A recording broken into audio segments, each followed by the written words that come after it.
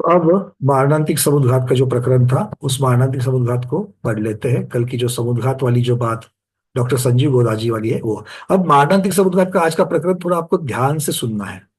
इसमें कुछ बारीकियां बताई जाएगी। और मारणांतिक समुद्घात का इनका इनके जो डॉक्टर गोधाजी ने लिखा है वो तो बात चर्चा करेंगे करेंगे, किंतु उसके साथ ही उपपाद से संबंधित जो हमारी अगली गाथा आने वाली है, उपपाद क्षेत्र। क्योंकि क्षेत्र अधिकार में हमने तीन चीजें देखी है, एक स्वस्थान, दूसरा समुद्घात जिसका वर्णन चल रहा है, और तीसरा आएगा उपपाद। तो उपपाद को भी हमको समझना है। तो उपपाद को समझने के लिए मारणांतिक समुद्घात समझना बड़ा महत्वपूर्ण है, क्योंकि उसका सूत्र जो बनता है उपपाद का क्षेत्र का अधिकार में, तो वो मुख्यतः से मारणांतिक समुद्घात की अपेक्षा से बनता है। तो इसलिए इसको मारणांतिक समुद्घात को पहले समझ लेना। ठीक है, नई चीजें भी बहुत सारी मिलने वाली है। चलिए, मरण समय से एक अंतर्मुहूर्त पहले जिन जीवों को ये जानने की अत्यंत तीव्र उत्कंठा हो कि मरकर मेरा जन्म कहाँ होगा, ऐसे जीवों को सहज उनकी योग्यता से मारणांतिक समुद्घात होता है। इस समुद्घात के काल में मरण सन्मुख जीव के आत्मा के प्रदेश वर्तमान शरीर को ना छोड़कर रुजुगति अथवा विग्रह अर्थात बोड़े वाली गति उसके द्वारा जिस क्षेत्र में उत्पन्न होना है उस क्षेत्र को जाकर स्पर्श करते हैं, यही मारणांतिक समुद्घात है। यहां तक की बातें सबको क्लियर है ना, पड़ा हुआ है। इसका उत्कृष्ट काल अंतर्मुहूर्त है। इस समुद्घात के पश्चात नियम से अंतर मुहूर्त काल में मरण हो जाता है। अर्थात मारणांतिक समुद्घात होगा तब कब होगा, मरण के पहले ही होगा। सभी जीवों को होगा क्या, सभी जीवों को जरूरत नहीं कि होवे ही करके। ठीक है, चलिए। अब राजवार्तिक में एक कथन आता है कि उदीरना या कालक्रम से होने वाले मरण के निमित्त से मारणांतिक समुद्घात होता है। तो मरण व्यक्ति का दो तरीके से होता है, एक स्वकाल मरण और एक अकाल मरण। स्वकाल मरण की अपेक्षा से इन्होंने क्या कह दिया, कालक्रम से होने वाला मरण, उसके निमित्त से भी मारणांतिक समुद्घात हो सकता है। या फिर उदीरना, उदीरना मतलब क्या है कि जितनी आयु शेष थी उसको अंतर मुहूर्त में उद्यावली में ला करके उनको निर्जरित कर देना। तो इस प्रकार से जो उदीरना से आयु मरती अर्थात अकाल मरण जहां पर होता है वहां भी मारणांतिक समुद्घात हो सकता है। तो एक अच्छी इंफॉर्मेशन आपको नोट करनी है। पंकज जी, हाँ चर्चे। महावृत्ति मुनि अथवा देश वृत्ति अथवा सम्यक दृष्टि, मेरा अगला मरण कहाँ, जन्म कहाँ होगा, यह तीव्र जिज्ञासा और इस प्रकार का विकल्प तो सम्यक दृष्टि और संयमी करने की बजाय वो तो समाधि की भावना और समता इस प्रकार की जो है, क्योंकि जीने की इच्छा मरने की इच्छा सम्यक दृष्टि सलेखनधारी के अतिचार माना गया। तो सम्यक दृष्टि या संयमी ऐसे मैं अगला जन्म कहाँ लूंगा, यह जिज्ञासा तो उनके मन में तो जहां तक मैं समझता हूँ बना नहीं रहेगा, क्योंकि अनुप्रेक्षाओं का चिंतन आदि। तो क्या यह मारणांतिक समुद्घात मिथ्या दृष्टि को ही होता है क्या? इसकी भी चर्चा आगे आएगी, क्योंकि इन्होंने जो मारणांतिक समुद्घात है वो मारणांतिक समुद्घात की जो अगर हम गुणस्थान देखेंगे तो गुणस्थान 11वें गुणस्थान तक बना है। तो 11वां गुणस्थान और उपशम श्रेणी का 9वां 10वां गुणस्थान, 8वें को छोड़ दीजिए, किंतु 9वां और 10वां गुणस्थान या 8वें का कुछ भाग छोड़ दीजिए जिसपे मरण की अपेक्षा होती है, बट ये इन सब में मारणांतिक समुद्घात के गुणस्थान जो है ये माने हैं। तो अगर मान लीजिए 5वां गुणस्थान 6वां गुणस्थान आदि भी अगर माने गए हैं तो फिर हम सम्यक दृष्टि को होता नहीं और सिर्फ मिथ्या दृष्टि को होता है ऐसा नहीं कह सकते हैं। तो ये इसका वो तो भी, बराबर। हाँ, तो ये इसका अर्थ ये है कि इन गुणस्थानों में माना है, तो गुणस्थान को छोड़े बिना मारणांतिक समुद्घात जो है ये मारणांतिक समुद्घात होता है। इनमें निदान वाली बात को अगर हम लोग अलग कर देंगे, कहा ये बात भी पक्की है कि सम्यक दृष्टि जानता है, सम्यक ज्ञान के बल के ऊपर अगर उसका स्वाध्याय आदि भी है तो वो भी जानता है कि भैया मैं व्रत के साथ में हूं, सम्यक्त्व के साथ में वर्ण कर रहा हूं, तो मैं देवगति ही जाऊंगा। किंतु देवगति में कहा जाऊंगा, पहले स्वर्ग में जाऊंगा कि तीसरे स्वर्ग में जाऊंगा कि दूसरे स्वर्ग में जाऊंगा, इस प्रकार की जिज्ञासा बनी रहना। और निदान वाली बात अगर हम करेंगे तो निदान वाली बात जो है, तो निदान वाली बात तो कुछ गुणस्थान के ऊपर तो जाएगी नहीं, जैसे छठे गुणस्थान और उसके ऊपर के गुणस्थानों में निदान वाली बात, उससे होने वाला जो आर्त ध्यान है वो नहीं जाएगा। तो इन सबको अगर हम लोग अलग अलग करके देखेंगे तो मुझे लगता है कि उत्तर हमको मिल जाएगा। किंतु मारणांतिक समुद्घात को इस प्रकार से उन्होंने कोई निषेध नहीं किया कि सम्यक दृष्टि पे नहीं होता, ऐसा कहीं निषेध नहीं है। और गुणस्थान की अपेक्षा से देखेंगे तो सम्यक दृष्टियों में भी होता है, इतना ही नहीं वृत्तियों में भी होता है। जिनका पेपर अच्छा गया है वो तो आत्मविश्वास से भरा हुआ है कि मैं तो रैंक में आऊंगा, फर्स्ट डिवीजन में आऊंगा, मेरिट में आऊंगा, मेरा रिजल्ट अच्छा ही आएगा। तो रिजल्ट डिक्लेयर होने के पहले ही जो क्या है, रिजल्ट के लिए इतनी उत्कंठा जैसे पेपर लिखने वाले में नहीं रहती है, मैं तो हूँ ही फर्स्ट क्लास में, ऐसा ही सम्यक दृष्टि या संयमी जब जिन्होंने निर्विचार साधना की है दोनों बातों की, तो फिर इतनी आकुलता क्यों, मैं अगले जन्म में कहाँ, अगले भव में कहाँ जन्म लूंगा।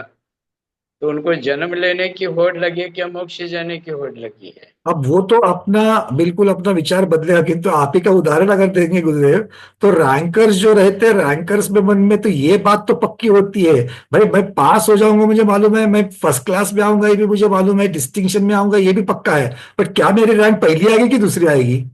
क्योंकि दूसरी आएगी कि पहली आएगी कि तीसरी आएगी, ऊपर नीचे की अपेक्षा से तो उसके मन में वो वाली जिज्ञासा तो रहती ही रहती है। तो खैर, देखते हैं क्या क्या वर्णन आगे आता है मारणांतिक में। जी। अपने धौला जी का प्रसंग ले रहे हैं यहाँ पर, अपने वर्तमान शरीर को नहीं छोड़कर रुजु गति के द्वारा अथवा मोड़े वाली विग्रह गति के द्वारा आगे जिसमें उत्पन्न होना है ऐसे क्षेत्र तक जाकर शरीर से तिगुने विस्तार से अथवा अन्य प्रकार से अंतर मुहूर्त तक रहने का नाम मारणांतिक समुद्घात है। आयाम की अपेक्षा अपने अपने रहने के प्रदेश से लेकर उत्पन्न होने के क्षेत्र तक तथा बाहल्य से एक प्रदेश से लेकर उत्कृष्ट शरीर से तिगुने बाहल्य रूप अर्थात जीव प्रदेशों के तिगुने कांड, एक खंभ स्थित तोरण, हल और गोमूत्र के आकार से अंतर मुहूर्त तक रहने को मारणांतिक समुद्घात कहते हैं। बहुत महत्वपूर्ण बात यहाँ पर धौला जी के पुस्तक क्रमांक 4 और पुस्तक क्रमांक 7 की अपेक्षा से वर्णन आ रहा है। क्या क्या कह रहे हैं, जरा एक चीज को देख लेते हैं। सबसे पहली बात तो भाई ठीक है, अंतर मुहूर्त तक चलेगा। अब क्षेत्र कैसा बनेगा मारणांतिक समुद्घात में, इसकी चर्चा चल रही है। तो मारणांतिक समुद्घात कहां से किया जा रहा है? अभी वर्तमान भव में आप जहां पर विद्यमान हो वहां से, और कहां तक आत्म प्रदेश फैल रहे हैं? तो जहां पर नया जन्म लेना है वहां तक फैल रहे हैं। क्या ये डायरेक्ट फैलेंगे, वक्राकार फैलेंगे, कैसे फैलेंगे? तो आचार्य भगवान यहां पर कह रहे हैं अनुश्रेणी गति ही, अर्थात जैसे गति विग्रह गति में भी ये आकाश पंक्ति के अनुसार जाते हैं, वैसे ही मारणांतिक समुद्घात में भी आत्मा के प्रदेश जो है वो आकाश की पंक्ति की अपेक्षा से ही जाते हैं। मतलब सीधे जाकर के मोड़ेंगे, एक मोड़ा वाले में अगर है तो, दो मोड़ा वाले में है तो जाकर के फिर उस प्रकार से मोड़ा लेंगे। तो ये आकाश की जो श्रेणियां हैं, श्रेणियां का अर्थ होता है मेष, मेष का अर्थ जैसे जाली होती है। जाली कैसे होती है? आपने जाली देखी है क्या? समांतर रहते हैं, एक दूसरे को समांतर, और फिर खड़े भी समांतर और आड़े भी समांतर। तो इस प्रकार के एक एक प्रदेश को अगर हम लोग लेंगे, डॉट्स डॉट्स डॉट्स, जैसे आप लोगों ने बचपन में स्कूल में जब आलेख का एक पेपर का कागज हुआ करता था, जिसे हम लोग क्या कहते थे उसको, उस पेपर को आलेख कहते थे, और क्या कहते थे, मैप नहीं, मैप नहीं, क्या कहते थे अरविंद जी आपके यहाँ पर, क्या कहते थे इसको? ग्राफ। Graph paper, right. क्या है ना, मैं थोड़ा सा मराठी मीडियम में पढ़ा हुआ ना तो जल्दी शब्द नहीं मैंने आता। जैसे मच्छरदानी का ताना बाना रहता है। मच्छरदानी का उदाहरण भी ले सकते हैं आचार्य, बिल्कुल ठीक। तो इस प्रकार से मतलब वो जैसी बुनी गई है तो वैसे ही पॉइंट बाय पॉइंट, तो उसके जो हर एक खाना है उसका, उस प्रकार से हम लोग देख सकते हैं कि ये जाने के लिए सीधा मुड़ना और सीधा ही चलना, इस प्रकार से आकाश की जो श्रेणियां हैं उसी प्रकार से ये मारणांतिक क्षेत्र भी बनेगा। अब इसमें कितना है, ज्यादा से ज्यादा 3 मोड़े बन सकते हैं। सभी जीवों की अपेक्षा से देखा जाए तो ज्यादा से ज्यादा 3 मोड़े बन सकते हैं, ठीक है। और 3 मोड़े की अपेक्षा से ये जीव वहां पर जाकर के अपने उपपाद क्षेत्र पर पहुंचेगा। तो ये मारणांतिक समुद्घात की अपेक्षा से एक क्षेत्र बन रहा है। क्लियर है? बस यही बात ये कह रहे हैं कि कांड, कांड मतलब होता है जैसे रुजुगति से अगर कोई मर रहा है, रुजुगति से अगर कोई जा रहा है तो कैसे बनेगा? जैसे इक्ष्वाकार पर्वत होता है सीधा, या जैसे गन्ना का कांड होता है, कांड मतलब एक कांडक जैसा होता है ना, वैसे ये कांड हो गया। दूसरा क्या कह रहे हैं? खम्भ स्थित तोरण, एक मोड़े वाला तोरण कैसा होता है? एक मोड़े वाला होता है। हल कैसा होता है? दो मोड़े वाला होता है। और गोमूत्र को तीन मोड़े वाला मान गया है। तो इस प्रकार से ये यहां पर उपमा देकर के कह रहे हैं। अब कहते हैं आगे, इस मारणांतिक समुद्घात की द्रव्य संग्रह में किस प्रकार से उसकी व्याख्या की जा रही है? मरणांत समये मूल शरीरम परित्यज्य यत्र कुत्र चिद्बद्धमायुस्त प्रदेशम स्फुटित मात्म प्रदेशानाम बहिर्गमनगमिति मारणांतिक समुद्घातः। अर्थात मृत्यु के समय मूल शरीर को छोड़े बिना जब इस आत्मा ने कहीं का आगामी आयुष्य बांधा है, वहां उस प्रदेश को स्पर्श करने के लिए आत्म प्रदेशों का बाहर निकलना मारणांतिक समुद्घात। अलग अलग ग्रंथों में वही व्याख्या हमको मिल रही है।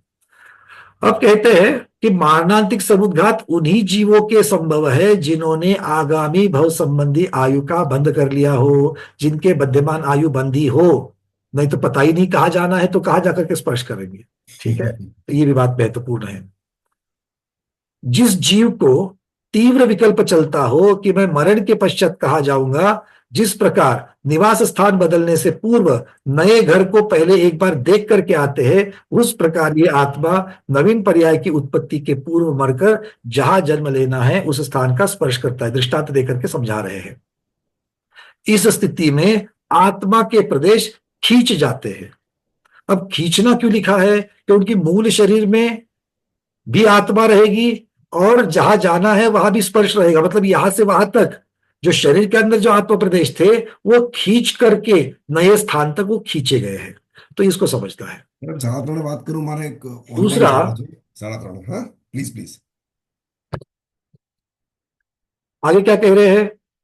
जिस आकार का आत्मा है उसी आकार रूप आत्मा के प्रदेश विस्तृत हो जाते हैं। मतलब जो अभी के देह का जो आकार है उसी आकार से आत्मा के प्रदेश विस्तार को प्राप्त होते हैं। और जिस स्थान पर जन्म लेना है उस स्थान तक वो आत्म प्रदेश पहुंचकर उस क्षेत्र को स्पर्श करके वापस लौट आते हैं। इसके पश्चात नियम से उस जीव का अंतर्मुहूर्त में मरण होता है। मारणांतिक समुद्घात नियम से उसी क्षेत्र की दिशा के अभिमुख होता है जहां उत्पन्न होना है। बाकी अब तक के हम लोगों ने जितने समुद्घात देखे वो दशो दिशा में हो रहे हैं, किंतु ये कहा हो रहा है? वेदना, तेजस और वैक्रिक, ये तीनों जो देखे वो दशो दिशाओं में होते हुए देखे हमने। और उसमें भी विक्रिया वाला कैसा देखा? तो जिस दिशा में वो जा रहा है उस दिशा में प्रमुखता से हो रहा है। ठीक है, अब यहां पर क्या कह रहे हैं? मारणांतिक समुद्घात भी उसी दिशा में होता है जिस दिशा में उत्पन्न होने का क्षेत्र है। मारणांतिक समुद्घात में आत्म प्रदेश उसी दिशा में निकलते हैं। मारणांतिक समुद्घात के समय आत्मा के प्रदेश आकाश की श्रेणी के अनुसार एक ही दिशा में गमन करते हैं। एक ही दिशा में मतलब एक समय में एक ही दिशा में गमन करते हैं। तो सीधे जाएंगे और फिर दूसरी दिशा में गमन कर सकते हैं। तो जब एक दिशा में गमन करेंगे तो सारे के सारे आत्मा प्रदेश उसी दिशा में गमन करेंगे। ऊर्ध्व में जा रहे तो ऊर्ध्व में ही जाएंगे। ऐसा नहीं कि आधे ऊर्ध्व में जाएंगे और आधे इधर जाएंगे, ऐसा नहीं होगा। तथा 90 डिग्री पर मोड़ भी ले सकते हैं, जैसे आकाश की श्रेणी है। इसे और आहर समुद्घात को छोड़ करके शेष 5 समुद्घात 6 दिशाओं में होते हैं, क्योंकि वेदना आदि के वश से बाहर निकले हुए आत्म प्रदेश श्रेणी के अनुसार ऊपर नीचे पूर्व पश्चिम सारी इस दिशा में जाते हैं। चलो, अब कहते हैं स्वामित्व की अपेक्षा बता रहे हैं। मारणांतिक समुद्घात सभी जीवों के संभव नहीं है। मतलब ये बात तो पक्का है कि मारणांतिक समुद्घात सभी जीव नहीं करते। चूंकि ये मरण के पूर्व की प्रक्रिया है, अतः जिनका मरण नहीं होता है उनके मारणांतिक समुद्घात भी नहीं हो सकता। जिनका मरण नहीं हो रहा है मतलब अंतर्मुहूर्त में जिनका मरण नहीं हो रहा है वो जीव अभी समुद्घात नहीं करेंगे, ये अर्थ उसका है। ठीक है ना? अभी क्या सभी लोग मर रहे हैं क्या? अभी हम में से कोई मर रहा है क्या? नहीं। अंतर्मुहूर्त के बाद मरने वाला है क्या? मान के तो चलो नहीं, है ना? अरे अभी तो बहुत सारी काम करनी है ना? अभी तो गैस के ऊपर वैसे ही दोपहर के भोजन के पश्चात की सब्जी वैसी अभी भी गर्म है ना, तो उसको फ्रिज में थोड़ी रखेगी गर्म गर्म सब्जी को, उसको ठंडी करने के लिए ऐसा ही रख दिया है। तो बहुत सारे काम बाकी है, अंतर्मुहूर्त में कहाँ जाओगे? अभी तो बहू को कितनी साड़ियां देनी है, क्या करना है, कुछ बंटवारा नहीं हुआ है, क्यों अरविंद जी, है ना। तो दुकान को क्या करना है, मकान का क्या करना है, बड़ी चिंता है हमारे पीछे, इतना अंतर्मुख में कहा जाएंगे। तो खैर, ये कह रहे हैं कि गुणस्थान की अपेक्षा से अगर देखा जाए तो जिन गुणस्थानों में मरण नहीं है वहां मारणांतिक समुद्घात भी नहीं है, गुणस्थान की अपेक्षा। जैसे तीसरा गुणस्थान, तीसरे गुणस्थान में मरण है क्या, नहीं, तो तीसरे गुणस्थान के साथ में मारणांतिक समुद्घात नहीं हो सकता। फिर क्षपक श्रेणी में 8वां 9वां 10वां 12वां गुणस्थान है क्या, मरण नहीं है, वहां होगा क्या, नहीं होगा। ठीक है, चलिए अब आगे जाते हैं। यहां पर मारणांतिक 13वें 14वें गुणस्थान में मरण होता है क्या, 13वें गुणस्थान में मरण नहीं, 14वें में भी मरण नहीं। मरण किसे कहा है, जहां जिसका जन्म लेना है वहां मरण कहा गया है। जहां जन्म नहीं लेना है उसके पश्चात आयु कर्म सदा सर्वदा के लिए जब खत्म होता है उसे निर्वाण कहा है, उसे मरण नहीं। तो इसलिए 13वें 14वें गुणस्थान में भी मरण नहीं है, तो इसका मतलब वहां पर मारणांतिक समुद्घात नहीं होता है। तो बचे कौन से गुणस्थान, पहला, दूसरा, चौथा, पांचवा, छठा, सातवां और उपशम श्रेणी वाले गुणस्थान, ठीक है, जिसमें मरण हो सकता है। कुछ लोग ऐसा समझते हैं कि मारणांतिक समुद्घात तो कोई विशेष चीज है, इसलिए त्यागी तपस्वी धर्मात्माओं को ही सिर्फ होता होगा और साधारण जीवों को नहीं होता होगा, किंतु ऐसा नहीं है। विकलत्रय तथा एकेंद्रिय जीवों के भी मारणांतिक समुद्घात संभव है। एकेंद्रिय जीव और विकलेंद्रिय, इनमें भी मारणांतिक समुद्घात हो सकता है, मतलब मारणांतिक समुद्घात सभी जीवों में हो सकता है, ये पक्का हो गया। अब शंका है, बड़ी महत्वपूर्ण शंका आ रही है और इसको बड़ी ध्यान से सुनना। मारणांतिक समुद्घात करने वाले जीव के आत्म प्रदेश कितने समय में पुनः मूल शरीर में लौट करके आते हैं। उदाहरण, इसका उत्तर तो यही होगा ना, अंतर्मुहूर्त में आते ही आते हैं, है ना। कोई ऐसा सोच रहा है क्या, वे अभी तो कहा है मध्यलोक में है, वो भी पंचम काल, हुंडाव सर्पिनी, आजू बाजू में इतने किचकिच किचकिच करने वाले लोग हैं। उससे अच्छा है कि मैं कहा जाकर के स्पर्श कर रहा हूं, सौधर में शांत स्वर्ग युगल में जाकर के स्पर्श वही रह दूंगा। अंतर्मुहूर्त के लिए क्यों वापस आना और वापस जाना, मरण तो अंतर्मुहूर्त के बाद होना ही होना है, तो वही रह जाते हैं। तो वहां रहते नहीं, ऐसा बहुत लोगों को लगता होगा। अब ध्यान से सुनो क्या कह रहे हैं, ठीक है। वो कह रहे हैं कि, अच्छा इसी बस इसको पूर्ण करो, इसको एक से पूर्ण कर लू मैं। मारणांतिक समुद्घात का उत्कृष्ट काल अंतर्मुहूर्त अर्थात असंख्यात समय बताया गया है, किंतु ये अनिवार्य नहीं है कि इस समुद्घात के होने पर आत्म प्रदेश पुनः मूल शरीर में लौटे, कंपलसरी नहीं है। अब ये कंपलसरी क्यों नहीं है, किसकी अपेक्षा से कह रहे हैं, ये देख लो पहले। वो क्या कह रहे हैं, उत्पत्ति स्थान को स्पर्श करके पुनः लौटने से पूर्व अगर मरण हो जाए, मतलब आयु कर्म की समाप्ति हो जावे, तो आत्म प्रदेश मूल शरीर में वापस लौटने की जगह पर वहीं से ही उत्पत्ति स्थल पर पहुंच जाते हैं।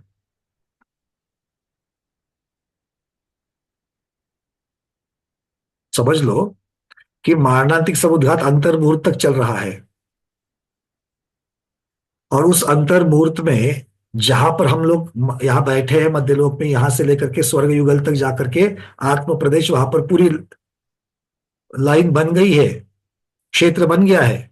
और वो वापस अंतर मुहूर्त पूर्ण होने से पहले ही अगर मान लो आयु पूर्ण हो जावे, तो मूल शरीर में तो वापस आना ही नहीं है, क्योंकि जो है वही तो वहां से निकल जाएंगे। तब ये कह रहे हैं कि जो शरीर के बाहर जो आत्म प्रदेश है, जो फैल गए हैं, वो वापस शरीर में नहीं आएंगे, आयु पूर्ण हो जाएगी तो उसकी जगह पर बाकी के बचे हुए जो है वो भी संकोच करते हुए उस नए उपपाद स्थान पर पहुंच जाएंगे। उल्टा वापस वहां से यहां आने की जगह पर यहां जो बचे हुए वही वहां चले जाएंगे। ठीक है, समझ में आ गई बात? तो ये बहुत महत्वपूर्ण बात मैं मारणांतिक समुद्घात की, इसके ऊपर पहले हमने चर्चा नहीं करी थी। तो मारणांतिक समुद्घात में ऐसा भी हो सकता है कि आयु अगर बीच में ही पूर्ण हो जाएगी तो वहीं से वही जाएगा, और उपपाद यहीं पर आता है। उपपाद किसे कहा है? क्योंकि उपपाद क्षेत्र की अपेक्षा और उपपाद स्पर्शन की अपेक्षा पूरा अलग अलग है। वर्तमान में उपपाद की क्रिया सिर्फ एक समय की मानी गई है। उपपाद की क्रिया कितने में मानी गई है? एक समय की मानी गई है। और अगर जो साधारण जीव अगर मरण करेगा तो रुजुगति से जाएगा, तो एक समय में जाएगा, किंतु सारे रुजुगति से नहीं जाते। और मारणांतिक समुद्घात करने वाले भी सारे रुजुगति से करे ये जरूरी नहीं है। कोई रुजुगति से करेगा, कोई मोड़े वाली गति से करेगा। अच्छा, मोड़े वाली गति से अगर करेंगे तो एक समय में नहीं पहुंचेंगे, और उपपात तो एक समय का होता है,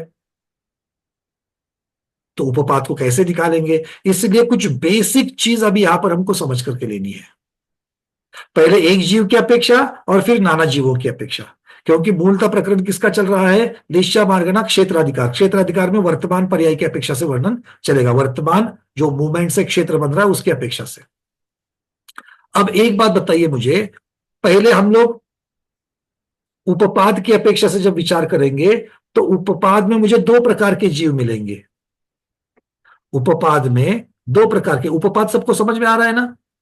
उपपाद मतलब क्या है कि मरण स्थान से लेकर के नया स्थान जहां पर जन्म लेना है वहां तक कितना क्षेत्र बनता है, और उस क्षेत्र में कौन सी लेशा बनती है, तो उस लेशा की अपेक्षा से क्षेत्र माना जाएगा, उपपाद का क्षेत्र माना जाएगा।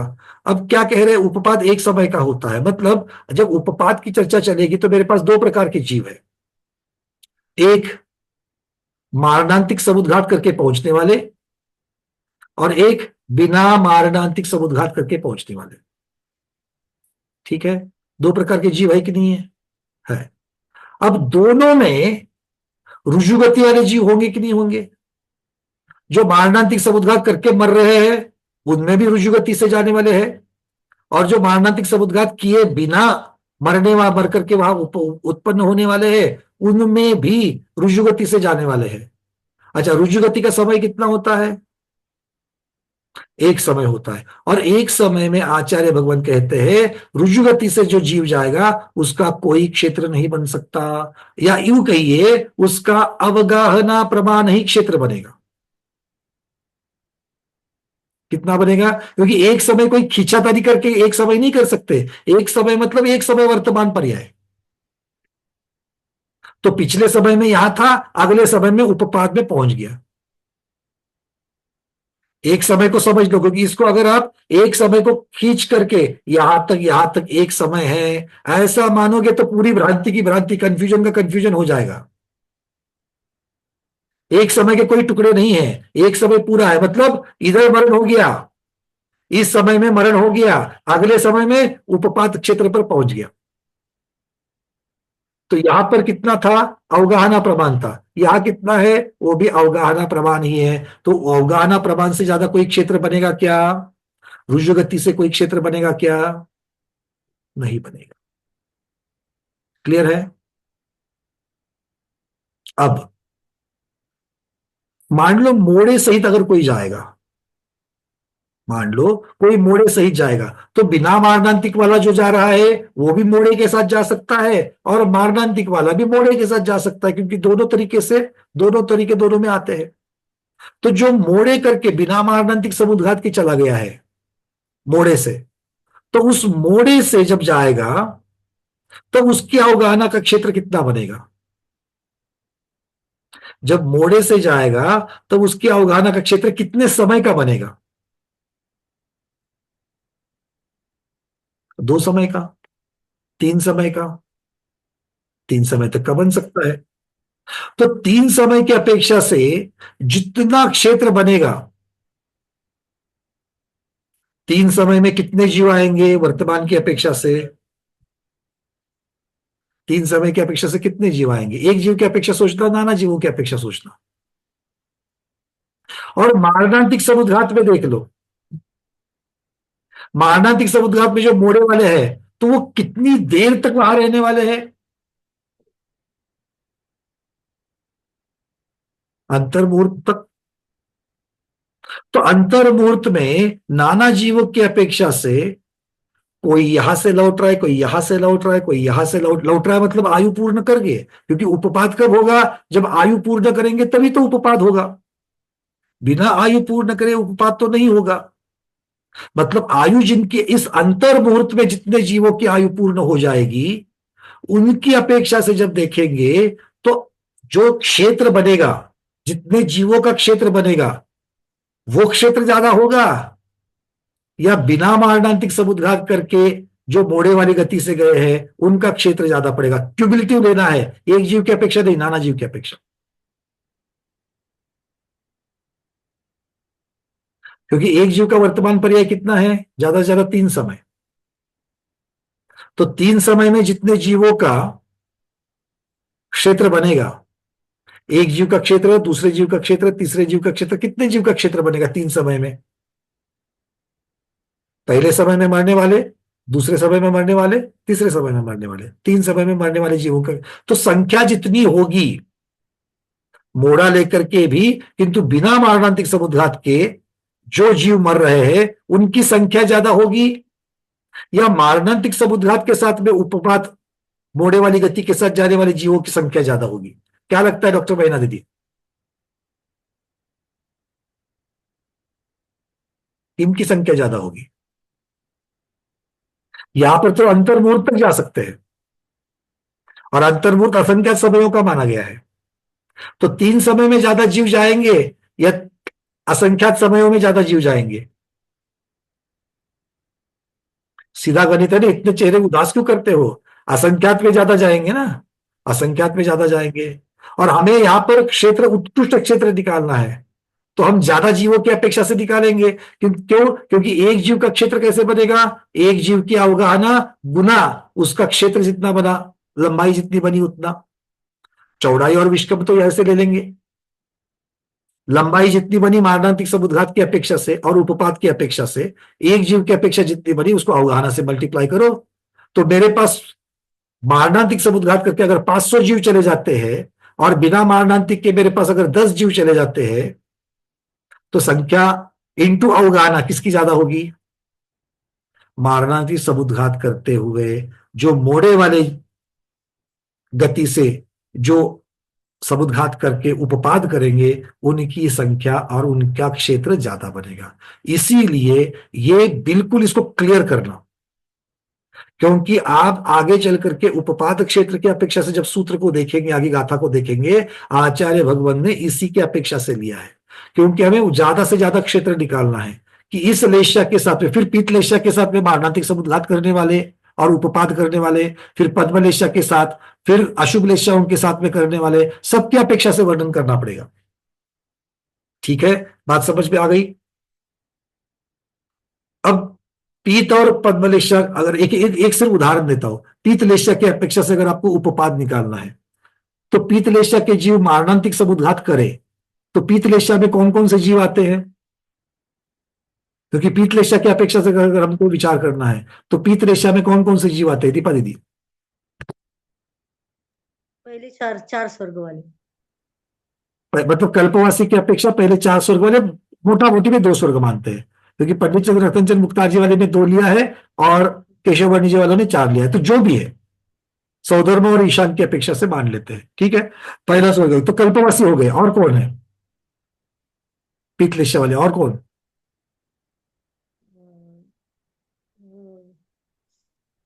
भवनत्रिक भी जाते हैं। भवनत्रिक भी पीतलेशा वाले होते हैं, हाँ। भवनत्रिक भी पीतलेशा वाले होते हैं। अच्छा, उसके बाद में मनुष्य और कौन होता है पीतलेशा वाला? मनुष्य भी पीतले मनुष्य भी होते हैं। और वो भोग भूमि के मनुष्य, भोग भूमि मनुष्य मतलब मनुष्य, और भोग भूमि तिर्यंज भी होते हैं। भोग भूमि तिर्यंज भी, और कर्म भूमि तिर्यंज भी। कर्म भूमि तिर्यंज में भी कौन से तिर्यंज आएंगे? एक इंद्रिय वाले, विकलेंद्रिय वाले नहीं आएंगे, पक्का नहीं आएंगे। संगी और असंगी पंचेंद्रिय आएंगे, संगी और असंगी पंचेंद्रिय आएंगे, हाँ या ना? अब पीतलेशा वाले देव हो या भवनत्रिक के पीतलेशा वाले देव हो, इनमें से चर्चा चल रही है मरण के पश्चात की, आया ना। तो जो मिथ्या दृष्टि और सासाधन सम्यक दृष्टि देव है, जो मिथ्या दृष्टि और सासाधन सम्यक दृष्टि जीव है, वो मरण के पश्चात नियम से अशुभ लेशा में जाते हैं। क्या कह रहे? देव फिर कोई भी हो, भवनत्रिक वाले हो या कल्पवासी हो, क्योंकि मिथ्या दृष्टि तो कल्पवासी में भी है और भवनत्रिक में भी है। अगर मिथ्या दृष्टि और दूसरे गुणस्थान के साथ में सासाधन सम्यक दृष्टि अगर कोई मरे, तो नियम से मरण के पश्चात विग्रह गति में उनकी अशुभ लेशा होती है। देख करके आए हम लोग। किंतु सम्यक दृष्टि मरे तो वो अपनी अपनी लेशा के साथ मर सकते हैं। पीत वाले हैं तो पीत के साथ, पद्म वाले हैं तो पद्म के साथ, शुक्ल वाले हैं तो शुक्ल के साथ मर सकते हैं। ठीक है।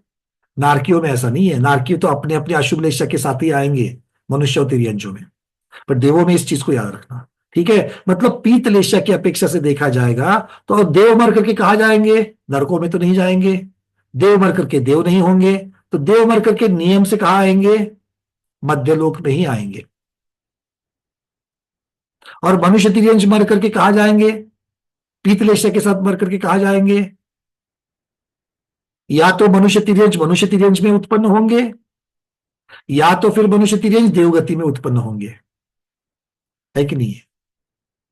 अब मनुष्य के मनुष्य में अगर, या तिर्यंज में अगर होंगे तो मध्यलोक का मध्यलोक में रहेंगे, तो ज्यादा क्षेत्र कहां बनेगा?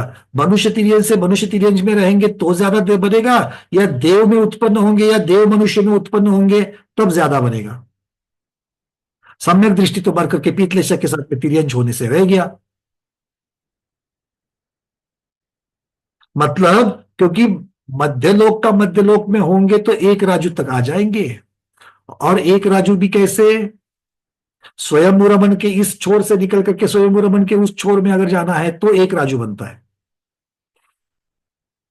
और वही अगर यहां से पहले दूसरे स्वर्ग तक जाएंगे तो 1.5 राजू बनेगा। क्या बनेगा? 1.5 राजू बनेगा। तो सबसे उत्कृष्ट क्षेत्र कहां बनेगा? सौधर्म ईशान स्वर्ग की अपेक्षा से ही बनेगा, उन देवों की अपेक्षा से बनेगा। तो इसीलिए जब उपपाद की चर्चा चलेगी तो आचार्य भगवान सौधर्म ईशान स्वर्ग की जो देव है उनकी अपेक्षा से वर्णन करेंगे। वर्णन आगे आएगा, अभी तक मारणांतिक समुद्घात को हम पूरा करेंगे, क्योंकि उसके साथ में उपपाद जुड़ा हुआ है, और उसका उपपाद का वर्णन आचार्यों ने गोमटसा जीवकान हो या फिर धवला जी हो, सब जगह पर मारणांतिक समुद्घात की अपेक्षा से लिया है। क्यों? क्योंकि मारणांतिक समुद्घात करके उपपाद करने वाले जीवों की संख्या ज्यादा है, और जो जीवों की संख्या ज्यादा वहां पर क्षेत्र ज्यादा। सीधा गणित, जहां जीव ज्यादा वहां क्षेत्र ज्यादा। क्यों? क्योंकि हर एक की लंबाई मतलब जितना क्षेत्र है उसके गुणा करके अवगाहना। ठीक है, क्लियर है? इन बातों को भूलना नहीं है। ठीक है। अब थोड़ा सा आगे बढ़ते हैं मारणांतिक समुद्घात की अपेक्षा से। तो आचार्यों ने यहां पर प्रश्न उनको पूछा गया था, उसका उत्तर दे दिया। क्या उत्तर दे दिया? कि मारणांतिक समुद्घात करके वापस मूल समय में वापस आना अनिवार्य नहीं है। उत्पत्ति स्थान को स्पर्श करके पुनः आत्म प्रदेश के लौटने से पूर्व भी मरण हो सकता है। यदि आत्म प्रदेश के मूल शरीर में वापस लौटने के पहले ही मरण हो जाए तो मूल शरीर में शेष बचे हुए प्रदेश भी उत्पत्ति स्थल पर पहुंच जाते हैं। इस समुद्घात प्रक्रिया के दौरान आत्म प्रदेश मूल शरीर से उत्पत्ति स्थान तक फैले हुए रहते हैं। मारणांतिक समुद्घात के समय आत्मा के प्रदेश आकाश की श्रेणी के अनुसार ही चलेंगे।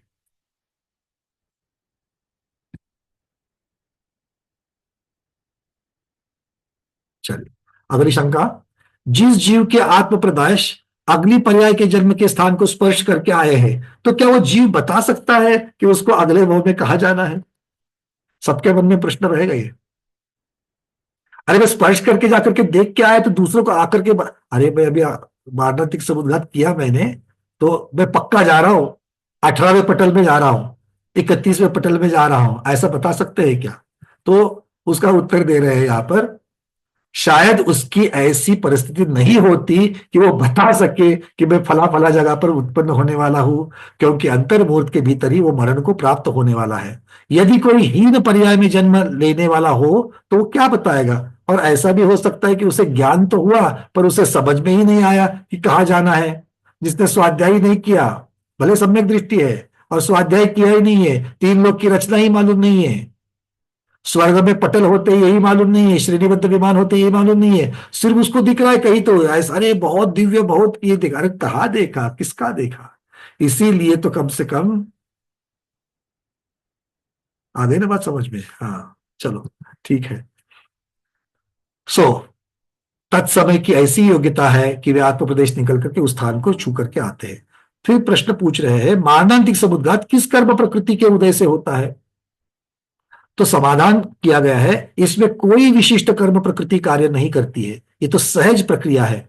अगर गहराई से विचार करें तो आत्मा का क्षेत्र से क्षेत्रांतर गमन अपनी योग्यता से होता है और इसमें आत्मा की स्वयं की क्रियावती शक्ति कार्य करती है। एक भव से दूसरे भव में गमन करने के लिए तो गत्यानुपूर्वी कर्म का उदय बताया गया है, तो परभव में गमन करते समय विग्रह गति में भी कार्बन का योग होता है। देखो दो चीजें अलग अलग है। मारणांतिक समुद्घात करने के लिए कारण उस जीव की जो तीव्र जिज्ञासा है वो बताई, वही कारण बताया गया है। कोई कर्म है उदय में, इसलिए ये नहीं माना गया है। किंतु एक गति से दूसरे गति में जाने का काम कौन करता है? गत्यानुपूर्वी नाम का नाम कर्म जो है वो करता है। चलिए,